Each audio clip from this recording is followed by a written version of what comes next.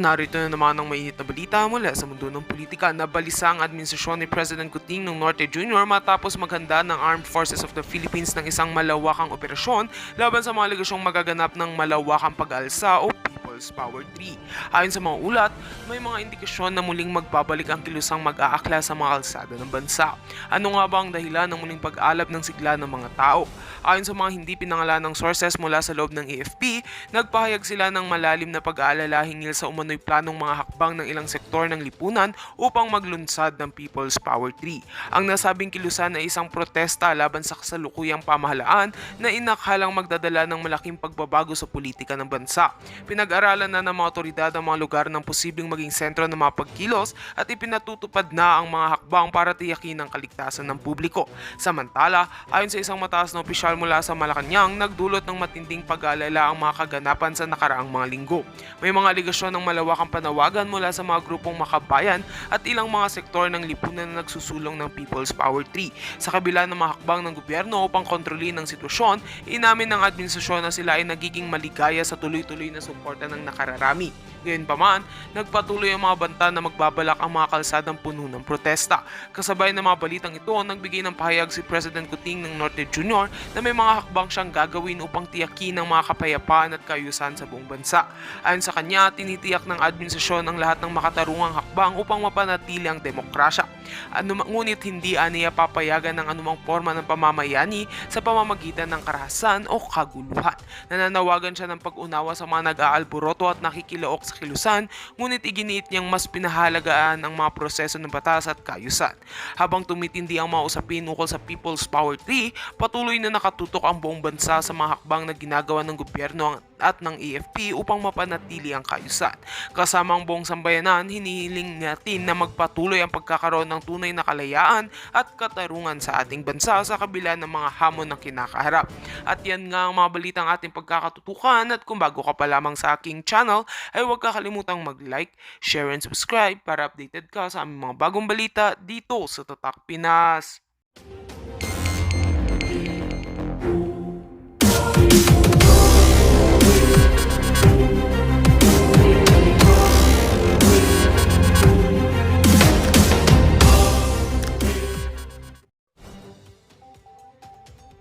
O unahin muna natin ito maya-mayang konti pag-usapan natin itong issue ni PRRD patungkol sa mga magnanakaw at gustong palusutan ng budget. Ito muna pag-usapan natin. Napakaganda nito. Pula at kakamping. Nagsama na para i-impeach si BP Sara. Ganyan na po. Kinain na po nila yung kanilang suka. laban kay BP Sara. Pero tingnan ninyo, nag-rally sila. Tingnan nyo kung gaano sila kadami, ha? Okay.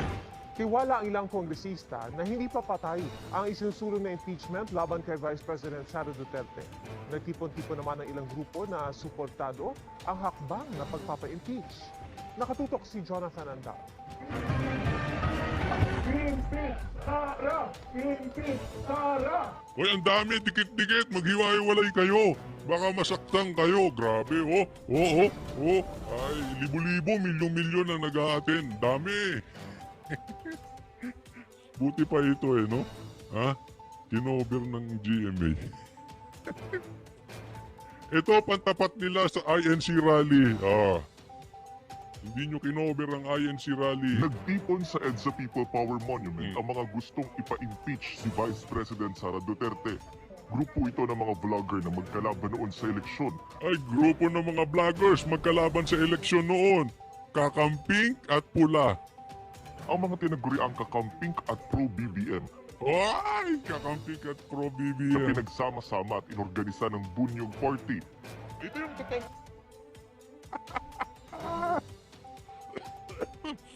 Coach Oli, ano masasabi mo? Kinain nila yung suka nila. Yung pula at kakamping, yung BBM, pro-BBM na magkalaban dati, ngayon nagsani puwersa.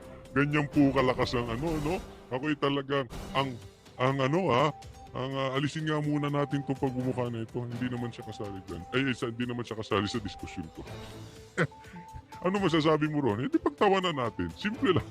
Pero tingnan mo ang hustisya, no? I mean, hindi ko alam kung matatawag ko ito hustisya.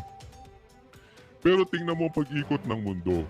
Dati, pinatalsik nila ang tatay ni Marcos. Netong mga dilaw, di ba? Tapos, yung dilaw, ginawang kakampi. Bakit? Kasi yung pink, ayaw na nilang, diba, napansin mo yung pink, sila din yun eh. Ayaw nilang madikit na dyan sa dilaw kasi inudoro talaga dyan.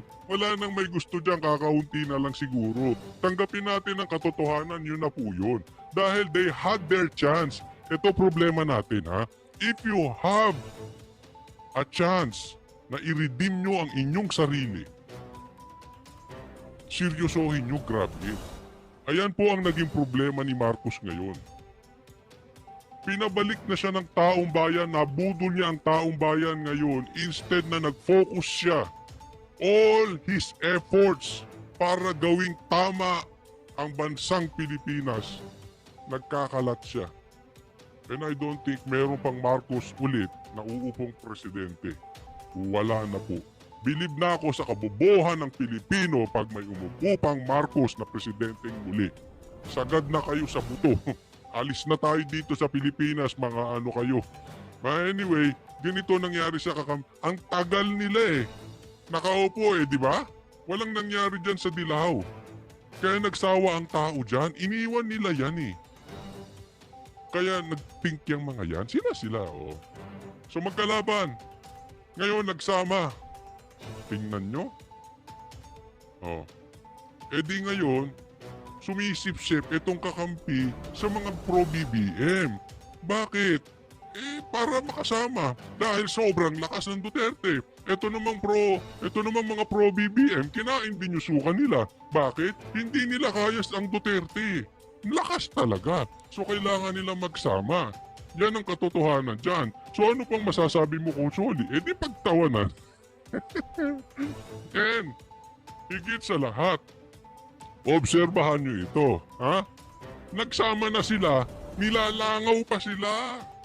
Mag-spray kayo dyan ng Baygon. Baka magkasakit kayo, daming langaw oh. Sama at inorganisa ng Bunyong Party. Ito yung totoong pagkakaisa. Hindi ito para kay Marcos, hindi rin ito para kay Lenny. Ang basta pinagkakaisa namin, impeachment ni Sara. Yun yung pagkakaisa. Iisandaan kayo. Ay, ilagay nyo dyan sa comment section. Yan pala ang ibig sabihin ng pagkakaisa. Iisandaan. Yan siguro. Hindi naman natin na. Yan ang nga lang ang programa ni Marcos nung kampanya. Sumablay pa. Hindi natin nalaman. Yung pala ibig sabihin nun. Pagkakaisa, iisandaan. Dumalo rin ang grupong Magdalo at si Teachers Party List Representative. Yan na ba yung sinasabi ninyo Magdalo? Hoy! Yung sinasabi nila Magdalo, Trillanes o Maglangaw. Ito pa si Castro, oh. Hoy, baka may maabuso kang bata dyan. Baka lang naman, hindi tayo nagbibintang. Kasi sabi ng korte, convicted ka raw eh. Ganun pa. Jesus, nakabili ka na ng suka. Franz Castro. Kahapon, sinabi ni Pangulong Bongbong Marcos na hindi na papanahon ang impeachment laban sa bise. Hindi rin daw makakabuo ng quorum ang mga senador at kongresista na magiging abala na sa kampanya sa eleksyon 2025. Sang-ayon din ang Chairman at Vice Chairman ng House Committee on Good Government and Public Accountability, ang komiteng nag-imbestiga sa confidential funds ng BISE. Pero sa tingin ni Manila Representative Joel Chua, hindi nawawala ng interes sa impeachment ang mga mambabatas. Hindi nawawala ng interes? Bakit di nyo pirmahan? Natatakot kayo, di ba? Kasi tatakbo na naman kayo. Lalo ka na, Chua. Ang balita ko, nangungulelat ka dyan sa Maynila. Ha? Hindi, nagtatanong lang. Totoo ba, kumakain ka rin ng langaw dyan sa Maynila? Ha? Ay hindi pala langaw, alikabok. Ang layo. Patalo. Langaw to. Lalo na pag pumirma ka pa sa impeachment, lalo ka sa kangkungan. Good luck! You had your chance! Ang dami ngayong kakain ng suka. Diyang hamon lang daw talaga sa kanila na magbalikan sa batasan pambansa kung nangangampanya na lalo yung mga malayo sa Metro Manila. Pero para kay Castro, kahit tila tutol sa ngayon ng Pangulo, ang ganda ng noon nito si Castro. Coach Oli, kala mo naman kung makakapagsalita ka. Same. Uy, same! Hindi naman. inactive to si Castro. Bigla kang sumikat ngayong panahon ni Romualdez, ha?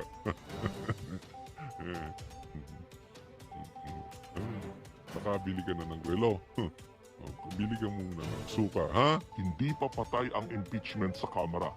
Ang inaasahan nila, ang ika-4 na impeachment complaint na ayon kay Castro ay galing na sa mga kongresista sa mayorya. Teka muna, may naantay pa kayong pang-apat? Yung 3 nga nyo, wala na mangyari. Alam mo, Castro, sabi niya pang-4 at galing mismo sa mayorya. Para sigurado ka gumawa ka na ng pang-5, pang-6, pang-7, pang-8. Ha? Kumbaga sa kanin, mag-unli rice. Unli complain na kayo para sigurado. Ha? Yung pangarap mo na hindi manalo si BP Sara at hindi makatakbo sa 2028 dahil maghihimas ka ng rehas, siguraduhin mo na rin. Damihan na. Damihan mo yun kasi damihan nyo na yung complain. Huwag lang 4. Unli complain na. Sa mayorya, ang unang 3 impeachment complaint kasi laban sa bise galing sa minority bloc. Sinusubukan pa namin kunan ng komento rito ang ikalawang pangulo. Hindi na kailangan magkomentaryo ni BP Sara. Walang nangyayari Di ba? Nagmumukha lang silang tanga next topic na po tayo. Wag na natin pag-uintindihin yan si dito na lang tayo sa susunod. Eto, nagalit na si PRRD. Ito, pinag-uusapan nila, At tingnan po natin itong mabuti dahil ito ay seryosong bagay. Ito ay, kung sinasabi natin, lahat naman ng mga politiko nagnakaw Diba, may paniwala tayo sa Pilipinas. Kahit naman sa ibang bansa, nagnanakaw sila ang pinagkaiba lang sa Pilipinas, swapang. Sa ibang bansa, pag nagnakaw, may nagagawa. At kung magnakaw, kaunti lang. Pero pare-parehas din yan. So, sanay tayo, yan ang kasabihan ng mga Pilipino na talaga namang nagnanakaw ang mga politiko. Yan, di umano. Pero ito ngayon, kaiba to. Talagang bultuhan. Pakyaw ang nakaw. Blanco.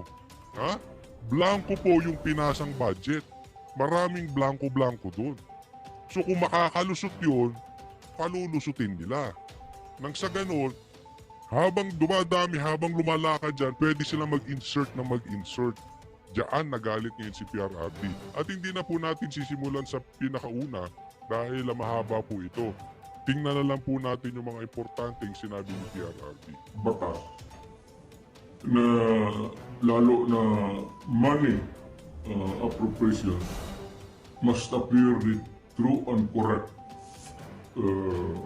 value kung anong gusto mo, what should be the application for the money for, public money.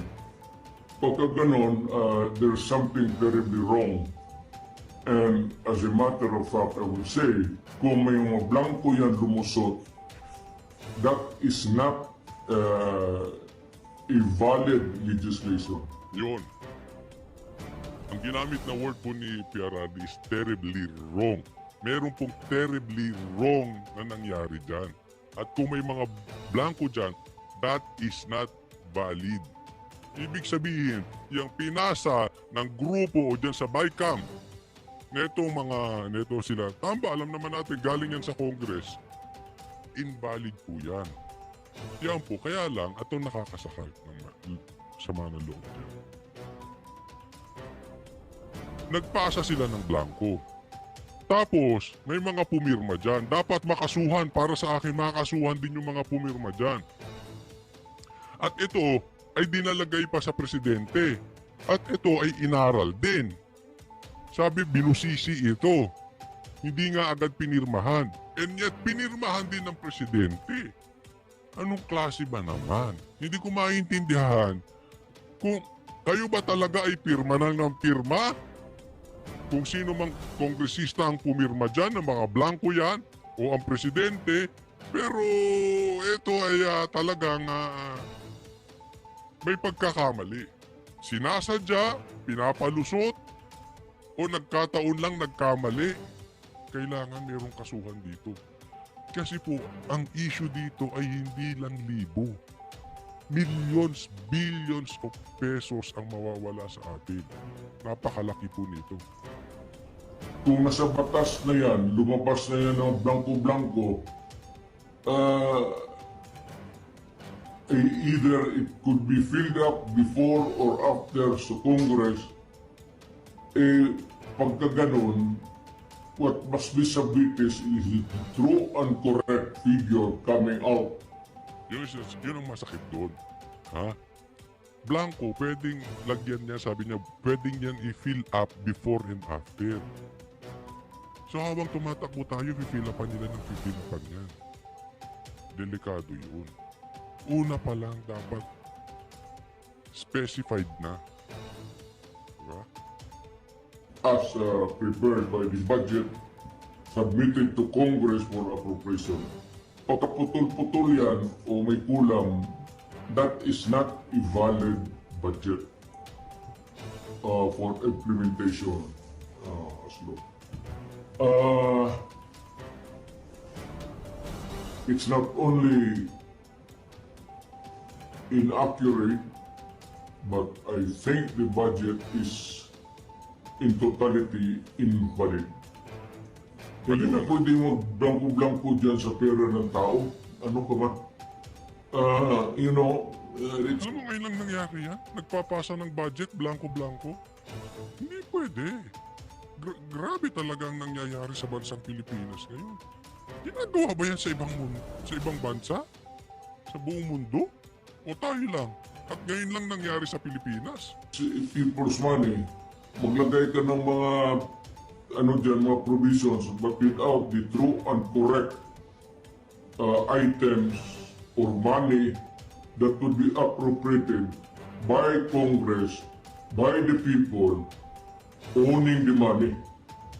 So everything must be explained clear, patent, without doubt na itong pera na ito para ito sa ganito. Itong para na ito para sa eskwelahan, ito para sa agriculture. Ano? Specific, ika nga. Hindi generic. Hindi yung parang pangako ni BBM nung kampanya. Ano bang pangako ni BBM nung kampanya? Pagkakaisa. Unity. Ganyan, sanay sila ng ganyan. O ito para sa eskwelahan, ito para sa para... Hindi pwede blanco para naman yung pangako ni Marcos yun na pagkakaisa. Na pwede yung dugtungan sa dulo kung anong ibig sabihin ng blanco. But you do not leave any item there vacant. Itong pera ito blanco to be filled up later on. That is not allowed by law. And that budget is already, I would like to remind Congress, mali ho yan. It's invalid. Please correct it. Or record the budget and demand an explanation kung bakit dumating sa inyo yan na ganun kablangko. Yun. At pinirmahan. Diba? Mag-explain kayo. Mamaya, magagalit na naman kayo kay BP Sara. Papatawag nyo na naman sa hearing. Hindi nyo ine-explain. Explain nyo yan. Bakit umabot sa ganyan? Nagkapirmahan pa. Nagsang-ayon kayo dyan. Pumasa yan sa budget ninyo. Diba? Ano meron talagang nilulusot dito. Sinusubukan nilang palusutin. Ito, naalala ko to. Nung huli naming nakausap, unang-una pala naming na-meet. O pangalawang beses namin na-meet si PRRD. Nagka-meeting po kami dyan sa Hayat. At ang pinag-usapan namin, itong lintik na PI na ito. Sinusubukan din nilang palusutin. Ito style nila eh. Kung lulusot, lulusot. Pag hindi ka nag-ingay, lusot yung PI. Naalala nyo yung PI na yan, yung People's Initiative, nagpapapirma sila at gustong palitan ng batas? Nilulusot yan sa Congress. Galit na galit si PRRD, huwag ninyong pakialaman ng konstitusyon. Kaya nga isinigaw natin yan. Galit ang Duterte dyan. Lalong-lalo na si PRRD. Gawin nyo na lahat. Parang yan ang parang yan ang Ten Commandments, yung Constitution yan ng Biblia, parang yan tayo eh. Huwag nyo pakialaman yan. Minamadali, nagpapapirma, di ba? Same thing dito. Sa budget na to, kung lulusot, palulusutin nila. Buti na lang nag-iingay ito, sila PRRD at kung sino-sino pa at sila Attorney Vic, di ba? Paano kung hindi? Isipin natin. Paano kung walang Duterte? Dilusot na ito. Buti na lang, mayroong mga katulad ni PRRD, nila Attorney Vic, at saka yung, nakalimutan ko yung pangalan, na nagsasalita at may tapang. Paano kung wala? Yan po ang pinapanalangin ng mga buhayang magnanakaw. Kaya galit na galit sila sa Duterte, hindi na nakalusot. Ang daming nagagalit na adik. Hindi na nakalusot ang aming negosyong droga. Ang daming nagagalit na mga NPA, mga komunista. Hindi sila makalusot-lusot. Dito sa mga... Hindi talaga kalulusot yung katarantaduhan nyo kay PRRD. Bira ko. Papalitan ng Constitution, di na naman sila nakalusot. We are not, parang ka binigyan ka ng blanco check dyan, o sige, bahala na kung ano ilagay ninyo. In the same manner, yung mga blanco-blanco, Binigyan ka ng cheque, ito. Gawin mo yung tulay sa Leyte. Ang lakas makagago no? Makagago talaga. dyan, whatever or whoever corresponds to that particular item is free to just fill up the amount. That is not by all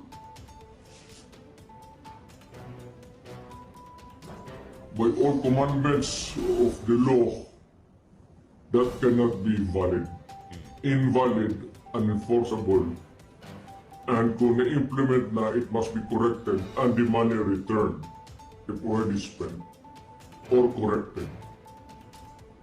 And kung sino Babantayan po natin. Bantayan po natin. Kailangan talaga nila i-correct yan. At pag hindi nila kinorek yan, PRRD, ako, nangangako, mag-iingay ako na mag-iingay at na mag-iingay until i-correct nila yan. Sasamahan ka namin PRRD. Doon sa mga sasama kay PRRD, na nangangakong mag-iingay at mag-iingay until i-correct nila yung illegal na bagay na yan. Ilagay nyo po sa comment section, sasamahan ka namin PRRD, mag-iingay kami until i-correct nila yung pagkakamali sa budget. naman ng ano yan, they have to give us the explanation.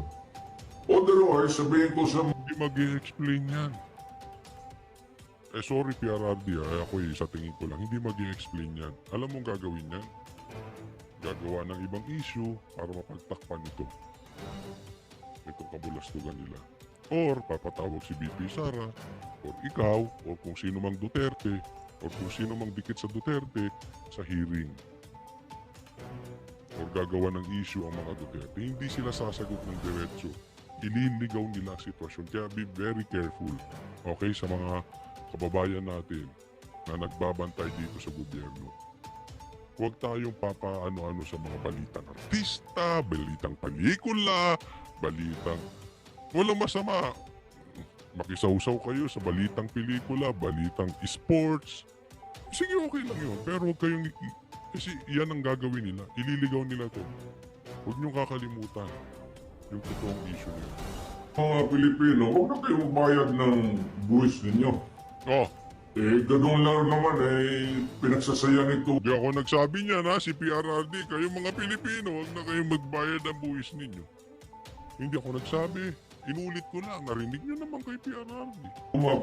Kumang na to, puro barat check-in na blanco, then they try to pass it as a law, and they are free to choose now the amount which they want to place. Hindi natin alam kung ano ang reserva nila, kung anong gusto na ilagay sobra doon sa pera natin.